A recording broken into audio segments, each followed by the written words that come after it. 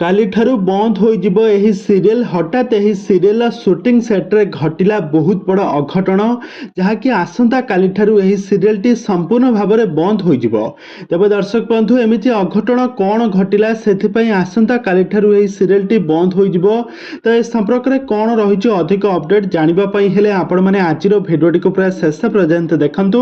ଆଉ ଏହା ପୂର୍ବରୁ ଯଦି ଆପଣମାନେ ଆମ ଚ୍ୟାନେଲକୁ ସବସ୍କ୍ରାଇବ୍ କରିନାହାନ୍ତି, ତାହେଲେ ସବସ୍କ୍ରାଇବ୍ କରି ପାଖରେ ଥିବା ବେଲ୍ ଆଇକନକୁ ଦବାଇ ଦିଅନ୍ତୁ।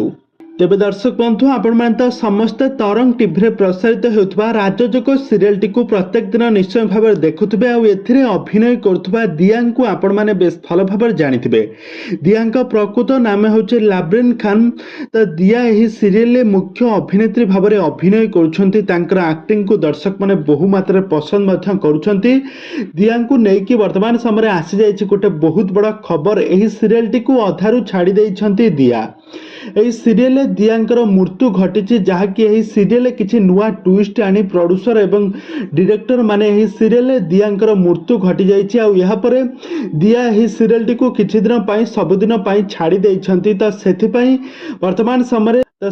ବର୍ତ୍ତମାନ ସମୟରେ ସୋସିଆଲ ମିଡ଼ିଆରେ ବହୁ ମାତ୍ରାରେ ଚର୍ଚ୍ଚା ହେଉଛି କି ଏହି ସିରିଏଲଟି ଖୁବ୍ ଶୀଘ୍ର ବନ୍ଦ ହୋଇଯିବ। କିନ୍ତୁ ଆପଣମାନଙ୍କୁ ଆମେ ପ୍ରକୃତ ସତ ଘଟଣାଟି କହିଦେଉଛୁ, ଏ ପର୍ଯ୍ୟନ୍ତ କିଛି ବି ସିରିଏଲର ଆନାଉନ୍ସମେଣ୍ଟ, ଅଫିସିଆଲ ଆନାଉନ୍ସମେଣ୍ଟ କିଛି ବି ମିଳିନାହିଁ।